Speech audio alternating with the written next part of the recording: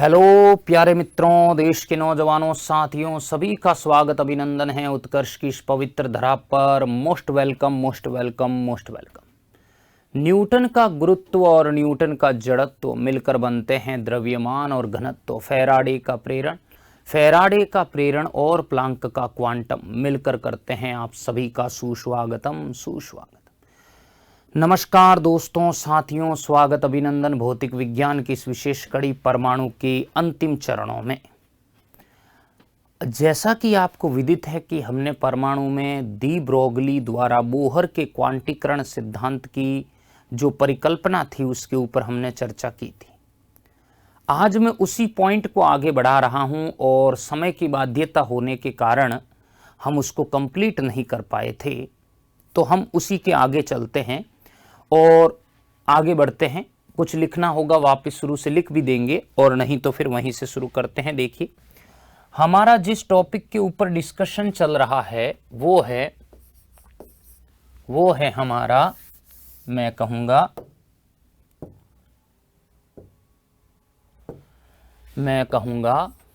De Broglie द्वारा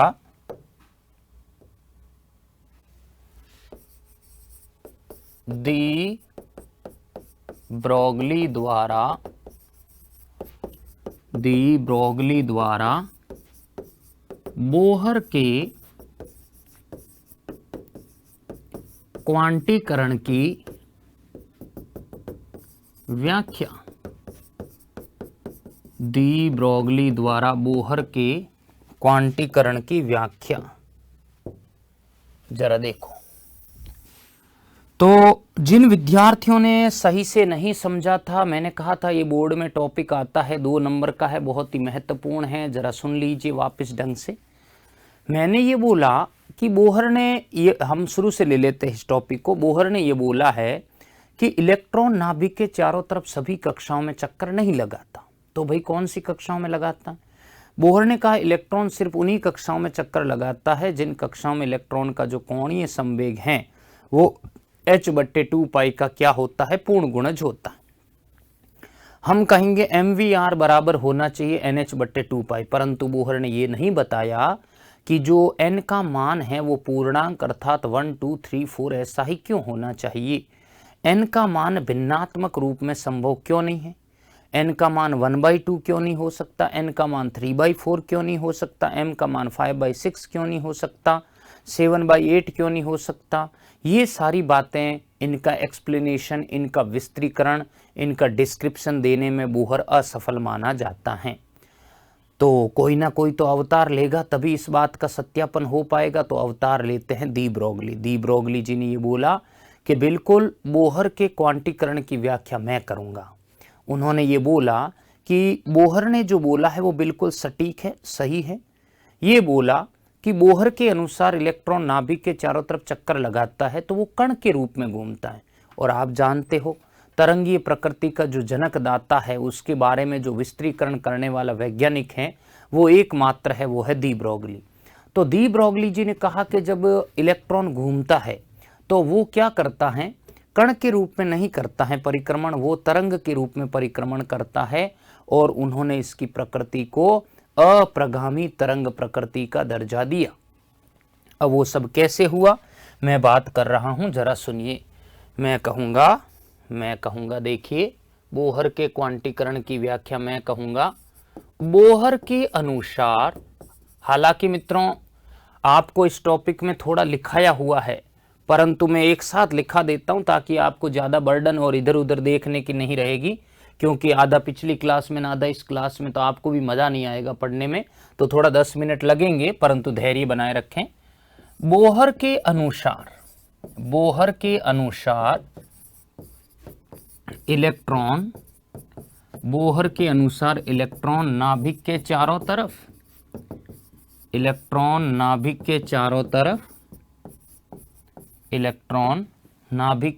तरफ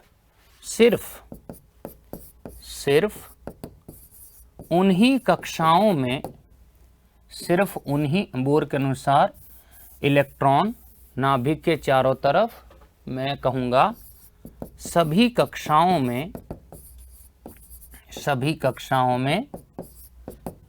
परिक्रमण, सभी कक्षाओं में परिक्रमण नहीं करता है, सभी कक्षाओं में परिक्रमण नहीं करता है। वह सिर्फ उन्हीं कक्षाओं में, वह सिर्फ उन्हीं कक्षाओं में परिक्रमण करता है, वह सिर्फ उन्हीं कक्षाओं में परिक्रमण करता है जिन कक्षाओं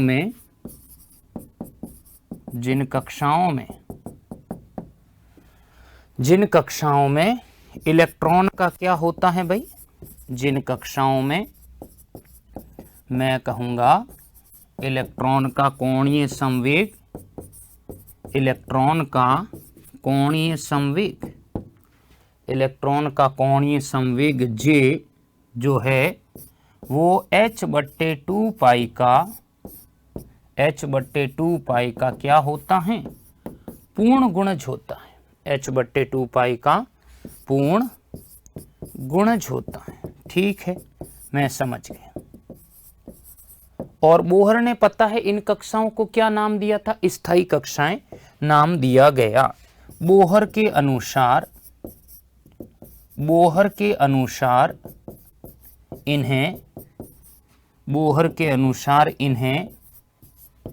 इन्हें स्थायी कक्षाएं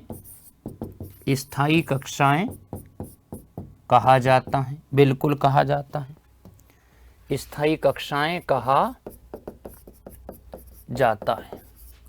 क्या बोला इन्होंने, बोहर जी ने? बोहर के अनुसार J बराबर mvr बराबर n h/2 पाई। तो n का मान क्या होना चाहिए, 1 1, n का मान 1 2 3 4 डैश डैश, जब तक पूर्णांक है मित्रों तब तक आगे बढ़ना है। और इन्होंने बोला कि n का मान ये संभव नहीं है, 1/2 3/4 5/6 डैश डैश डैश। तो हमने कहा कि n का मान पूर्णांक नहीं होना चाहिए, ऐसा पूर्णांक होना चाहिए, ऐसा बोहर ने बोला। तो बोहर ने इसका एक्सप्लेनेशन नहीं दिया। बोहर ने n का मान पूर्णांक ही क्यों होना चाहिए, पूर्णांक ही क्यों होना चाहिए, पूर्णांक ही क्यों होना चाहिए, इस संदर्भ में कोई अभिधारणा प्रस्तुत नहीं की, कोई अभिधारणा प्रस्तुत नहीं की है। तो कौन इसका व्याख्या करने वाला है? मैं कहूँगा दी ब्रोगली द्वारा बोहर के क्वांटीकरण की व्याख्या की जाती है। क्वांटीकरण की बोहर के दी ब्रोगली द्वारा बोहर के क्वांटीकरण की व्याख्या की जाती है, व्याख्या की जाती है। ठीक है, कि दी ब्रोगली द्वारा क्या किया जाता है, बोहर के क्वांटीकरण की व्याख्या की जाती। ऐसा क्या बोला दी ब्रोगली ने? मैं कहूँगा दी ब्रोगली के अनुसार क्या हुआ, दी ब्रोगली के अनुसार क्या बोला, दी ब्रोगली के अनुसार इलेक्ट्रॉन नाभिक के चारों तरफ, इलेक्ट्रॉन नाभिक के चारों तरफ, इलेक्ट्रॉन नाभिक के चारों तरफ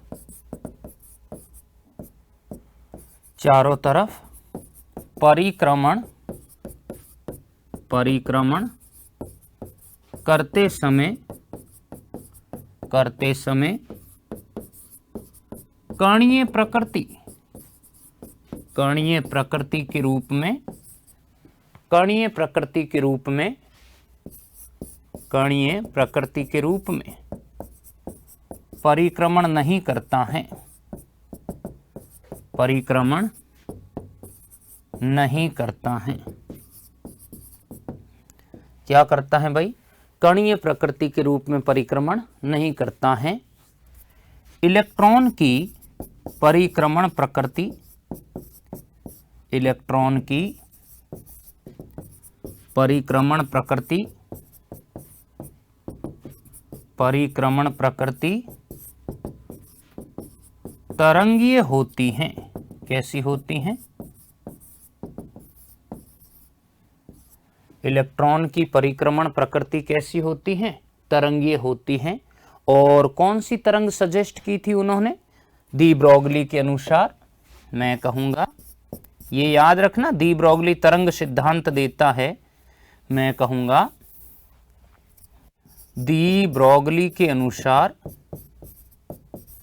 डी ब्रोगली के अनुसार, डी ब्रोगली के अनुसार इलेक्ट्रॉन नाभिक के चारों तरफ, इलेक्ट्रॉन नाभिक के चारों तरफ, इलेक्ट्रॉन नाभिक के चारों तरफ, चारों तरफ अप्रगामी, अप्रगामी तरंग के रूप में संचरित होता है। अप्रगामी तरंग के रूप में क्या होता है? संचरित होता है। अब जिन विद्यार्थियों के अप्रगामी तरंग नहीं पड़ी हुई है 11th में, वो थोड़ा समझ लो, क्योंकि 11th का पॉइंट है। अब अप्रगामी तरंग का क्या कॉन्सेप्ट था? ऐसा बोल तो दिया डी ब्रोगली जी ने, अब n का मान पूर्णांक भी वहां आए तब पॉसिबल हो, तो वो कैसे हुआ जरा देखिए। पहली बात मैं आपको रफली समझा देता हूं कि जब भी अप्रगामी तरंग होती है ना नाम, तो अप्रगामी तरंग का मतलब है एक ऐसी तरंग जो माध्यम की परिसीमा तक जाए और उससे टकराए और टकरा कर क्या हो जाए? वापस लौट के आए। तो इसमें दो तरंगें होती है, परस्पर विपरीत दिशा में संचरित होती हुई अध्यारोपित होती है। और दूसरी खास बात है, यहाँ दो कारक फैक्टर बहुत इंपॉर्टेंट है, वो है निष्पंद और प्रस्पंद। तो याद होने चाहिए। निष्पंद क्या होते हैं? जहां पर मैं कहूँगा कणों का विस्थापन आयाम शून्य होता है। और प्रस्पंद क्या होते हैं? जहां पर कणों का आयाम उच्चतम होता है। तो मैंने कहा दो निष्पंदों के बीच की जो दूरी होती है वो λ/2 होती है, λ/2 होती है, क्योंकि एक चक्र ये यहाँ से यहाँ पूरा हो रहा है। तो एक चक्र पूरा करने में तय दूरी क्या होती है? वो हम लैम्बडा मानते हैं। तो आपको क्या बातें याद, जिन्होंने नहीं पढ़ा है 11th में वो जरा सीखे। दो खास बातें हैं कि इसमें कणों के बीच में हम कहेंगे निष्पंद प्रस्पंद बनते हैं। निष्पंद वे स्थान होते हैं जहां क्या होता है, कणों का आयाम और विस्थापन अधिकतम होता, शून्य होता है। और प्रस्पंद वे स्थान और सिरे होते हैं जहां कणों का आयाम और विस्थापन अधिकतम होता है। अब ये कॉन्सेप्ट आपको लगाना है कहाँ? नाभिक के चारों तरफ वृत्ताकार कक्षा में। जरा सोचो और मुझे ये बताओ, क्या यहां तक पूरी बातें क्लियर है? मित्रों, भली समय लग जाए, कोई टॉपिक अगर इंपॉर्टेंट है तो उसे ज्यादा बलपूर्वक पढ़ें। वो टॉपिक आपके लिए बहुत कारगर सिद्ध होने वाला होता है। इस बात का विशेष आप ध्यान दें। बताइए क्या यहां तक क्लियर हुआ? Yes, tell me now.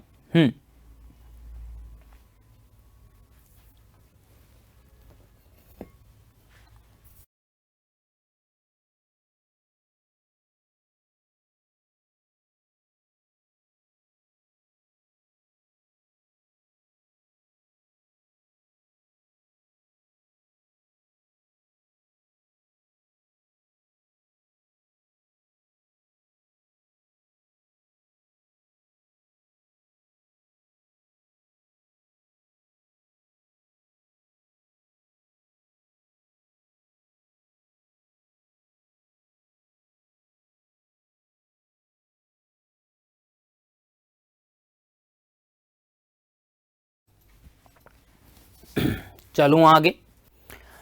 तो अब मित्रों डी ब्रोगली ने क्या किया?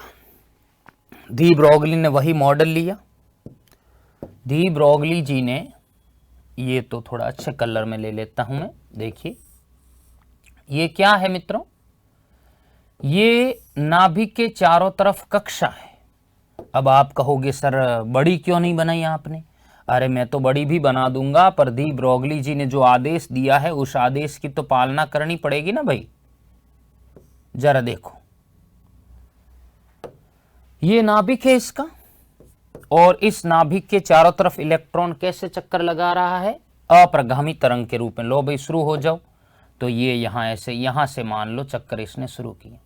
चल छैया छैया छैया छैया, चल छैया छैया छैया, चल छैया छैया छैया छैया, चल छैया छैया छैया। अभी एक और आएगी, अब एक तरंग आएगी, ये यहां स्टॉप हुई है ऐसे, अब यहीं से ये वापस रुक, डा डा डा डा डा डा डा डा डा डा डा डा। ईश्वर से दुआ करो कि n का मान पूर्णांक आए। गिनना शुरू करते हैं, आ जाओ। देखिए निस्पंद निस्पंद निस्पंद कितना हो गया? लैम्बडा। आया समझ में? लैम्बडा अभी बता रहा हूं। ये निस्पंद निस्पंद निस्पंद कितना आ गया? लैम्बडा यहां तक, लैम्बडा बाई 2, लैम्बडा 2 लैम्बडा। निस्पंद निस्पंद निस्पंद 3 लैम्बडा। निस्पंद निस्पंद, वाह सुपीरियर मित्रों, शानदार शानदार। आप देख रहे हो lambda lambda lambda lambda, total दूरी आई है हमारे पास 4 लैम्बडा। तालियां, एक बार तालियों की गड़गड़ाहट के साथ खेताबा का स्वागत किया जाए। यस, आपको मैं बता दूं मित्रों, दी ब्रोगली जी ने भी यही किया जो हमने किया। दी ब्रोगली जी ने भी n बराबर 4 के लिए ही ऐसा क्या किया था? अप्रगामी तरंग प्रतिरूप प्रस्तुत किया था, और आज हमारे लिए भी संजोग से कितना आया है? n बराबर 4 ही आया है। तो ये तो समझ लो कि हम भी दी ब्रोगली से कम नहीं है। तो सुनिए, कहने का मतलब ये है कि दी ब्रोगली जी ने ये 4 आना मित्रों बहुत बड़े भाग्य की बात है। कैसे? मतलब ये कभी कभी मिस्टेक होती है इसमें, और ये 4 नहीं आता है, कभी 5, 5.5 ऐसे आता है। तो 4 आ गया है, इसका मतलब ये तरंग प्रतिरूप बिल्कुल सही है। और हमने यहां पर देखा कि ये दी ब्रोगली जी ने हमें मॉडल प्रस्तुत किया कि इलेक्ट्रॉन इस तरह से अप्रगामी तरंग के रूप में संचरित होता है, और जब ये दूरी मापी गई तो n बराबर 4 के लिए जो है दी ब्रोगली जी ने अप्रगामी तरंग मॉडल दिया। ठीक है, अब मुझे एक बात बताओ, ये कक्षाएं बोहर ने कैसी मानी? वृत्ताकार। इसमें दी ब्रोगली जी कुछ नहीं कह रहे हैं। दी ब्रोगली जी अगर इसको वृत्ताकार नहीं मान के अगर दीर्घ वृत्ताकार कह देते ना, ये दी ब्रोगली जी का मॉडल भी फेल हो जाता। तो उन्होंने वृत्ताकार ही मानी है। मुझे एक बात बताओ, अगर ये दूरी कितनी है? वृत्ताकार कक्षा की दूरी कितनी है? ये होगी 2 पाई r परिधि। दी ब्रोगली जी ने ये बोला कि अगर इलेक्ट्रॉन नाभिक के चारों तरफ कक्षा में चक्कर लगाता है तो उसके द्वारा जो तय दूरी है वो लैम्बडा का पूर्ण गुणज होती है। क्या होती है? लैम्बडा का पूर्ण गुणज। तो सही तो बोला है। अभी आया ना अपने पास 4 लैम्बडा, और अगर मैं बड़ी कक्षा लेता तो 5 लैम्बडा, 6 लैम्बडा, 7 लैम्बडा, 8 लैम्बडा ऐसे आती। तो उन्होंने कहा कि ये जो दूरी होती है वो n लैम्बडा के तुल्य होती है, और वो वृत्तीय कक्षा की परिधि के बराबर होती है। तो ये तो सही तो है।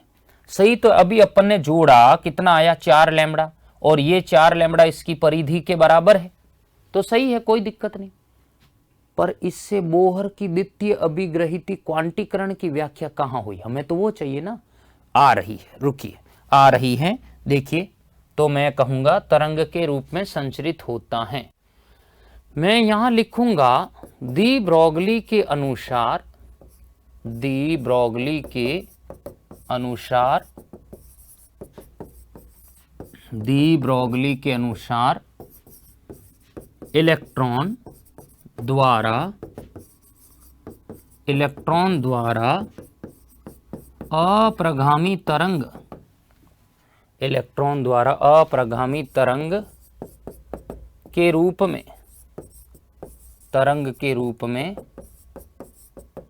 संचरित होने पर इलेक्ट्रॉन द्वारा तय दूरी, इलेक्ट्रॉन द्वारा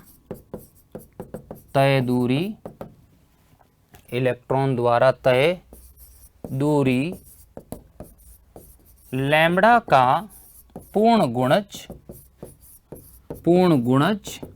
अर्थात n लैम्ब्डा होती है। लैम्ब्डा का पूर्ण गुणज अर्थात क्या होती है? n लैम्ब्डा होती है। क्या होती है मित्रों? पूर्ण गुणज अर्थात n लैम्ब्डा होती है, जो कक्षा की परिधि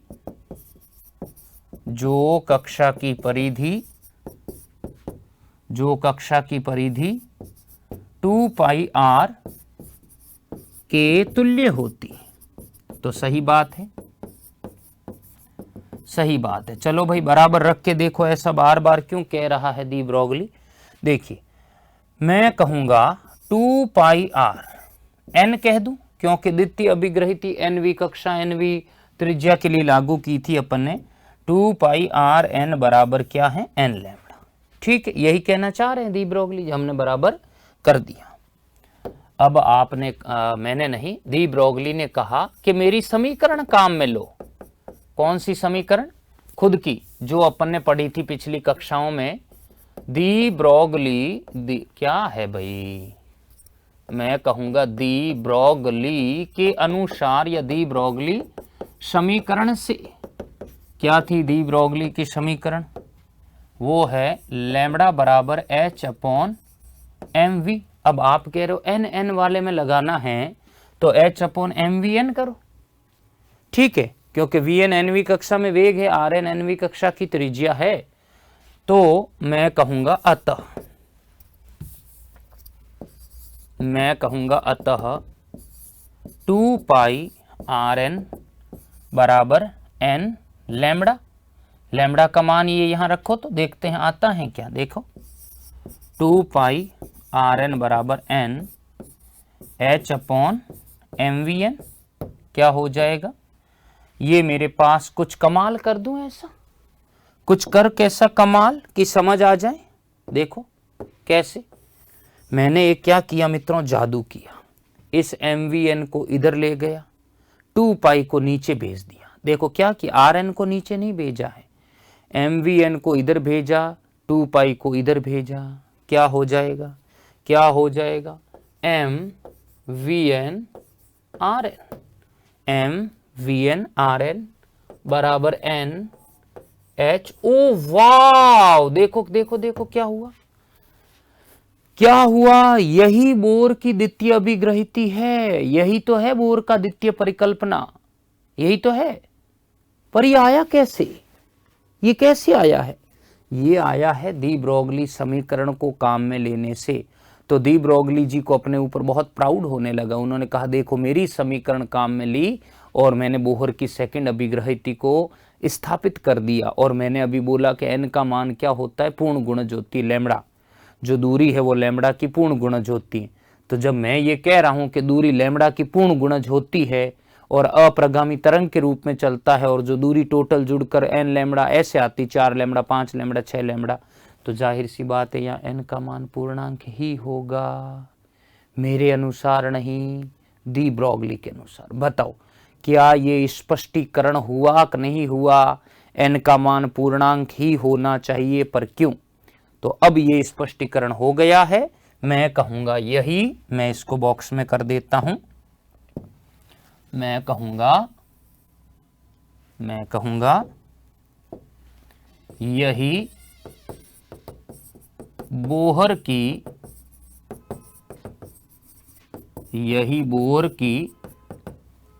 द्वितीय परिकल्पना है।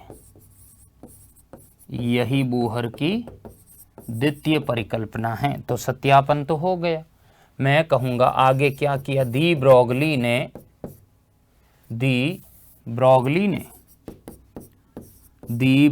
ने n बराबर 4 के लिए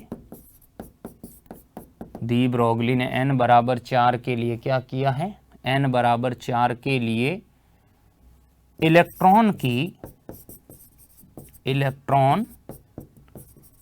अप्रगामी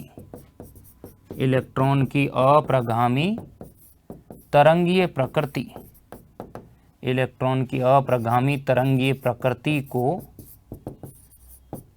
दर्शाया है, जो निम्न अनुसार है।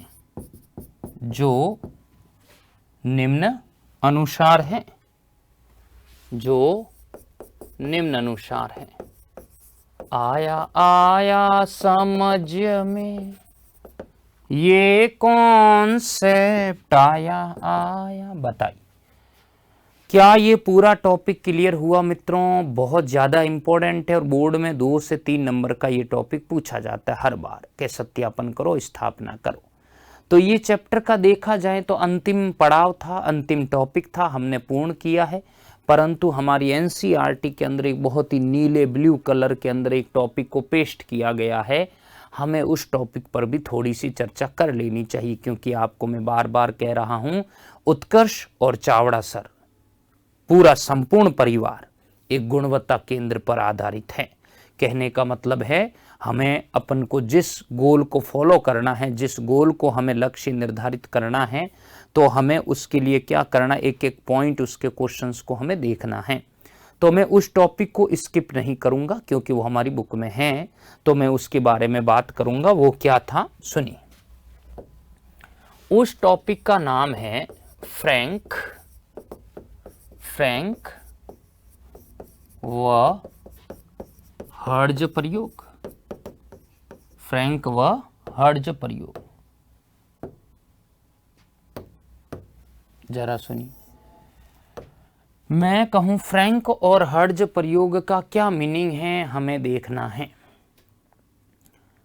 सुनिए, यूं तो हर्ट्ज ने आवर्ती का बहुत ही गहरा विश्लेषण किया है, परंतु फ्रैंक और हर्ट्ज की बात करें तो फ्रैंक और हर्ट्ज नामक 2 वैज्ञानिकों ने ऊर्जा के विविक्त मान प्राप्त करने के लिए क्या किया है, ये प्रयोग प्रतिपादित किया है, जिसे फ्रैंक व हर्ट्ज प्रयोग कहा जाता है। तो फ्रैंक व हर्ट्ज ने ऊर्जा के विविक्त मानों से संबंधित एक प्रयोग का विश्लेषण किया, जिसे ये नाम दिया गया है। ऐसा उन्होंने क्या किया, पारे की वाष्प जो आयनित अवस्था में होती, जिसमें इलेक्ट्रॉन्स जल्दी जो है उत्तेजित हो सकते हैं, उसके ऊपर क्या किया, उच्च गतिज ऊर्जा वाले इलेक्ट्रॉनों का प्रहार करवाया, बमबारी करवाई। इससे क्या हुआ कि पारे की वाष्प के जो इलेक्ट्रॉन है वो उत्तेजित हो जाते हैं और उत्तेजित होकर क्या करते हैं, वो विकिरण उत्सर्जित करते हैं। ठीक है, जब वो विकिरण उत्सर्जित करते हैं तो लाइमन बामर पास्चन ब्रैकेट ऐसी श्रेणियां बनती हैं, उन्हीं विकिरणों से संबंधित वो रेखाएं होती हैं। तो मैं ये कहूँगा कि जब उन्होंने पारे की वाष्प के अंदर इलेक्ट्रॉन्स की उच्च गतिज ऊर्जा वाले इलेक्ट्रॉन का प्रहार करवाया, बमबारी करवाई, तो इससे पारे की वाष्प के अणु उत्तेजित हुए, गतिशील हुए और उन्होंने इलेक्ट्रॉन का उत्सर्जन शुरू किया विकिरण के रूप में। इन विकिरणों से संबंधित रेखाएं होती, जिसे स्पेक्ट्रमी रेखाएं कहते हैं। यदि इन विकिरणों के उत्सर्जन के समय, स्पेक्ट्रमी रेखाओं के निर्माण के समय अगर विद्युत क्षेत्र और चुंबकीय क्षेत्र को आरोपित कर दिया जाए, तो आप जानते हैं जीमान प्रभाव और स्टार्क प्रभाव के अनुसार ये स्पेक्ट्रमी रेखाएं विपाटित होती हैं। कहने का मतलब अगर एक स्पेक्ट्रमी रेखा में ऊर्जा 50 जूल है, तो वो स्पेक्ट्रमी रेखा ब्रेक होगी, 50 का 12 होगा, 13 होगा, 15 होगा, ऐसे वो टुकड़ों में ऊर्जा के खंडित भाग हमें प्राप्त होते हैं। तो यही फ्रैंक और हर्ट्ज प्रयोग है जो ऊर्जा के हमें विविक्त मान प्रदान करता है।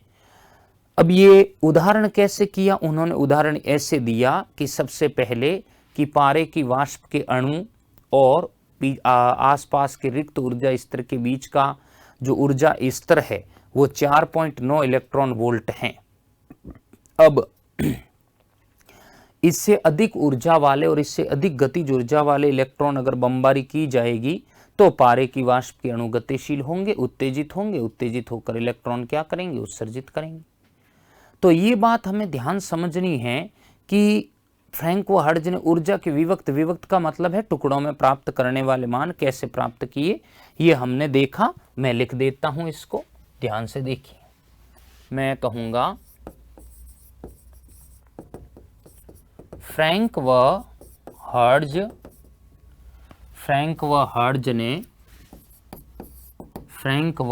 हर्ट्ज ने क्या किया, ऊर्जा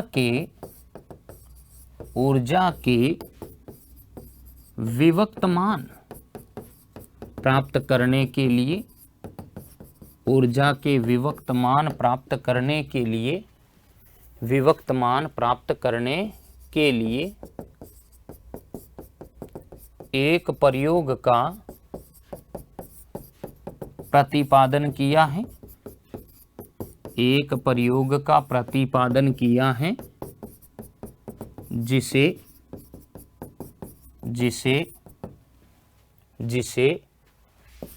फ्रैंक व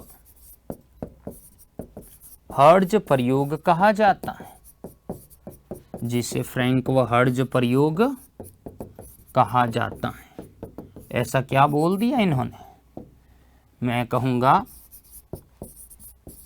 फ्रैंक व हर्ट्ज के अनुसार, फ्रैंक व हर्ट्ज के अनुसार,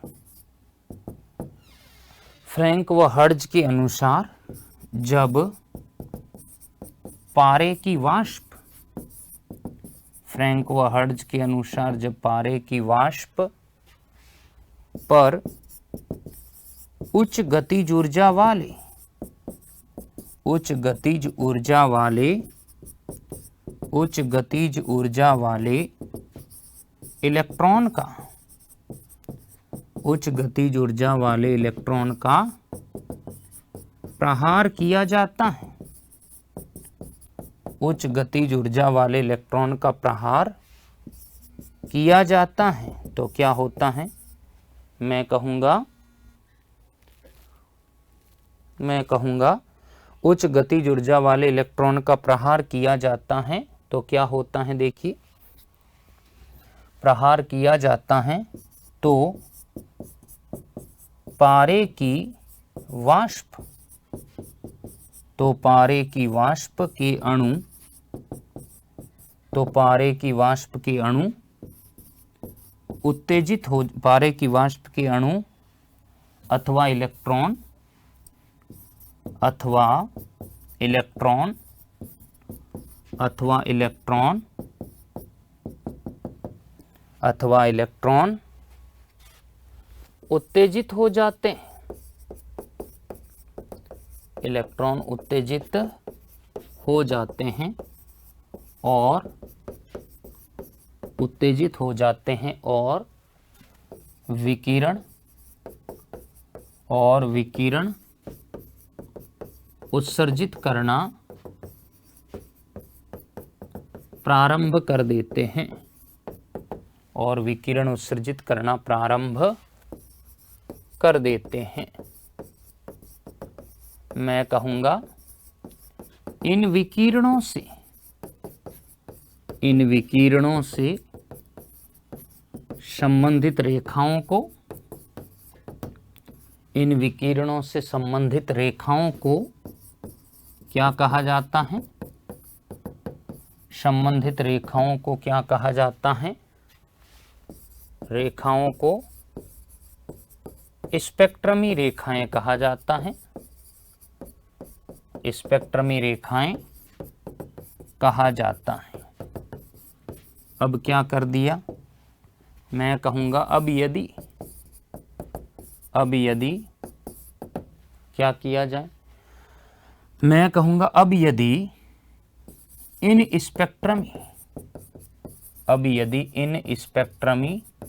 रेखाओं, अब यदि इन स्पेक्ट्रमी रेखाओं पर, रेखाओं को प्रबल विद्युत, स्पेक्ट्रमी रेखाओं पर कहना है, स्पेक्ट्रमी रेखाओं पर प्रबल विद्युत व चुंबकीय क्षेत्र, प्रबल विद्युत व चुंबकीय क्षेत्र आरोपित किया जाए, चुंबकीय क्षेत्र आरोपित किया जाए, प्रबल विद्युत और चुंबकीय क्षेत्र आरोपित किया जाए तो क्या होगा देखिए। यदि इन स्पेक्ट्रमी रेखाओं पर प्रबल विद्युत और चुंबकीय क्षेत्र आरोपित किया जाए तो क्या होता है, तो इन स्पेक्ट्रमी रेखाओं का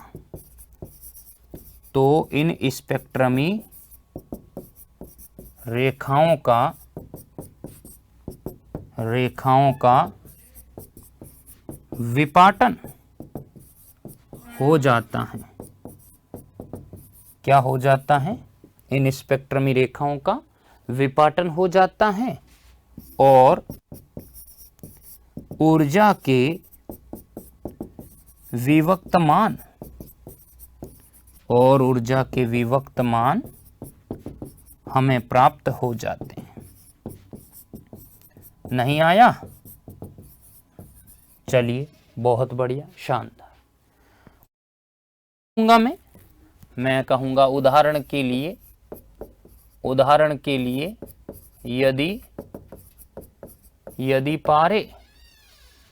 यदि पारे की जल वाष्प या पारे की वाष्प एवं रिक्त स्तर की ऊर्जा का स्तर या ऊर्जा का मान 4.9 इलेक्ट्रॉन वोल्ट है और पारे की और वाष्प पर इस ऊर्जा से ज्यादा ऊर्जा वाला इलेक्ट्रॉन आएगा तभी इलेक्ट्रॉन उत्तेजित होंगे। कम ऊर्जा वाले तो कर नहीं पाएंगे। वाष्प पर इस ऊर्जा से अधिक मान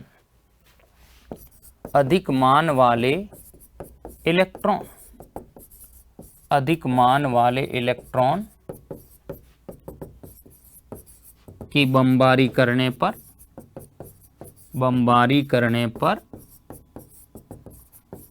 पारे की वाष्प के इलेक्ट्रॉन उत्तेजित हो जाते हैं।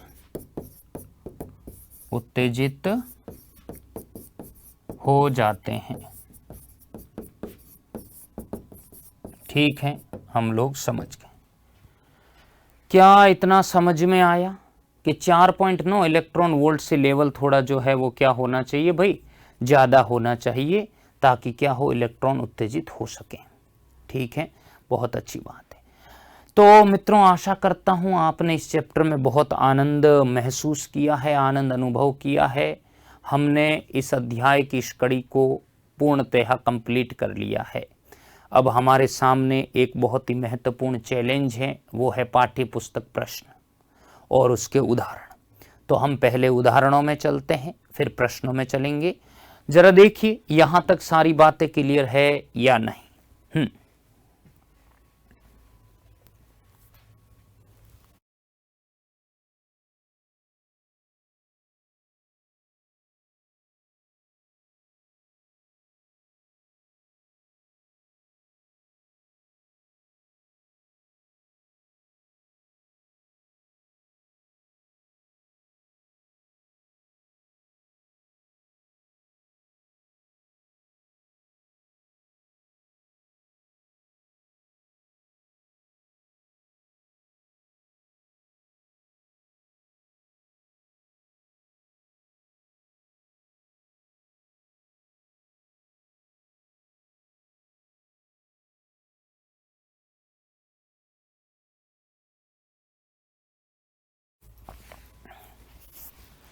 तो मित्रों, मैं आगे बढ़ूं।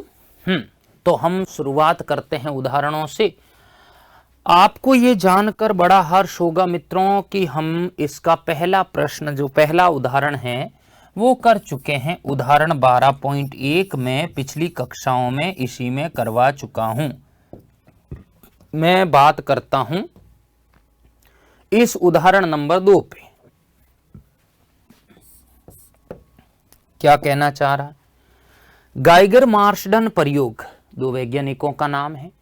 7.7 मेगा इलेक्ट्रॉन वोल्ट के किसी अल्फा कण, देखिए एनर्जी दी गई है 7.7 मेगा इलेक्ट्रॉन वोल्ट, 7.7 10 की घात 6 इलेक्ट्रॉन वोल्ट, 7.7 10 की घात 6 1.6 10 की घात -19, बोलो किस में आ गया? जूल में।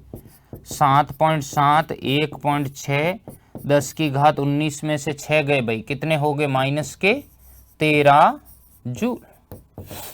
ठीक है, दो पार्टिकल है मित्रों, एक तो अल्फा कण है और एक सोने के नाभिक है। क्षण भर के लिए विराम अवस्था में आने से पहले दिशा प्रतिलोमन से पूर्व समीपत दूरी क्या है? ये कुछ कहना चाह रहा है, ये कुछ कहना चाह रहा है। देखिए जरा ध्यान से मैं कहूंगा यहां कुछ ऐसी अवधारणा है, यहां कुछ ऐसी अवधारणा है, जैसे मैं आपको बताऊं कि ये जो है, मान लीजिए ये सोना है,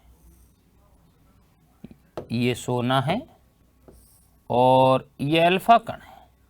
जरा जरा जरा क्लियर है? ये सोना है, सोना आप जानते हैं ओरम कहते हैं इसको, और ये क्या है? अल्फा है। हमें पूछ रहा है, हमें ये दूरी पूछ रहा है कि इनके बीच की ये दूरी कितनी है। अब सवाल ये है कि ये दूरी तो आती है स्थितिज ऊर्जा से।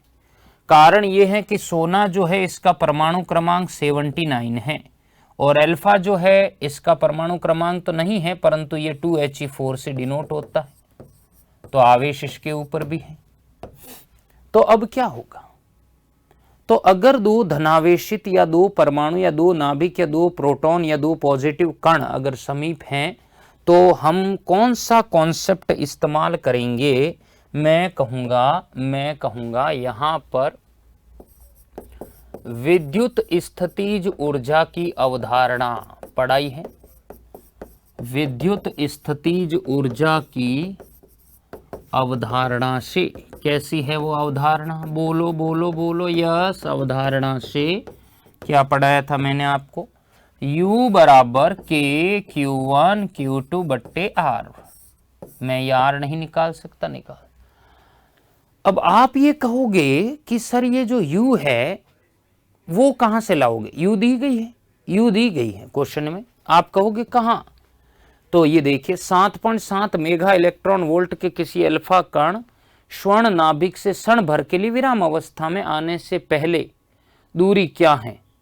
किसी अल्फा कण के अंदर ये जो है स्वर्ण नाभिक, सोने का नाभिक और अल्फा कण के बीच की इस दूरी जहां पे विराम अवस्था में है, उस स्थिति में ऊर्जा इतनी है। तो इसका मतलब स्थितिज ऊर्जा E तो हमें दिया गया, हमें ये दूरी चाहिए, निकाल लो फटाफट। बरसो बरसो बरसो ना, क्या हो जाएगा? U। मैं कहूंगा कि Q1 Q2 बट्टे E। जूल में क्यों? क्योंकि Q1 Q2 गुलाम में लेने वाला। अब देखो Q1 बराबर होगा ZE, Z है सोना, सोना कितना है? 79 इंटू E, 79 इंटू 1.6 10 की पावर -19 गुलाम, ये सोने के लिए। अल्फा का क्या है? Q2 बराबर ZE, अल्फा पर आवेश दुगना होता है प्रोटॉन से, तो 2 इंटू E, मैं कहूंगा 2 इंटू 1.6 10 की पावर -19 गुलाम। R0 कैसे आएगा? तो चलूं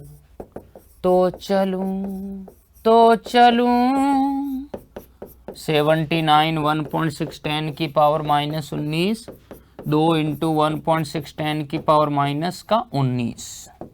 बताइए ऊर्जा कितनी दी गई है जूल में हमारे पास? 7.7 1.6 10 की घात -13। मैं कहूंगा 7.7 1.6 10 की घात -13। बजीड़ और तो कुछ है नहीं, क्या करें? आर नॉट बराबर 9, 79, 2, 1.6, 10 की पावर 9 और -19 और प्लस -19 है, ये भी माइनस का 19, बस यही आएगा। 9 -19 -19 79 टू 1.6। बट्टे में क्या है मेरे पास, बट्टे में है 7.7 और इस -13 को ऊपर भेजो, क्या हो जाएगा मेरे पास प्लस का 13। तो मैं कहूँगा आर नॉट बराबर 9 इंटू 9 दूने 18, ये मैंने कर दिया 18 इंटू 79 इंटू 1.6, 10 की घात देखो 13 और 7 20, 2 हो गए 22, ठीक है, ये हो गए 38, 22 और 8 हो गए 30 और पीछे बचे और 8 हो गए 16। तो मैं कहूँगा 10 की घात हो गए -16 और फाइनली ये कितना आ रहा है मेरे पास, मैं कहूँगा फाइनली आ रहा है ये 7.7। अगर मैं इसको सॉल्व करता हूँ तो मेरे पास जो आंसर मिल रहा है वो मैं आपको बताना चाहूँगा।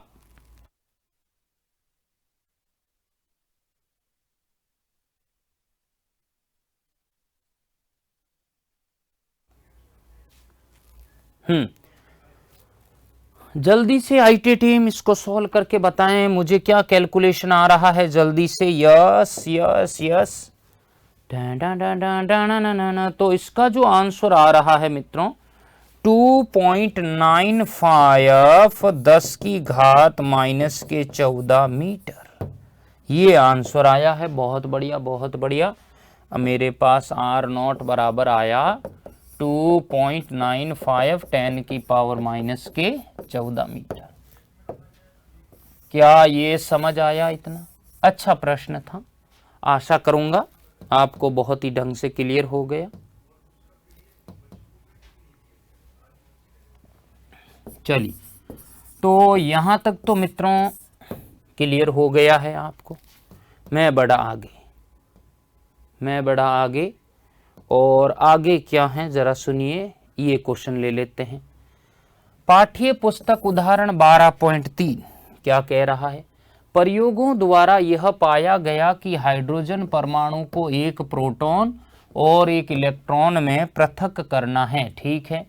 13.6 इलेक्ट्रॉन वोल्ट ऊर्जा की आवश्यकता है। E बराबर है 13.6 प्लस का दिया है मित्रों पृथक करने के लिए नाभिक से। तो हाइड्रोजन परमाणु में कक्षीय त्रिज्या बताओ और इलेक्ट्रॉन का वेग बताओ। बहुत बढ़िया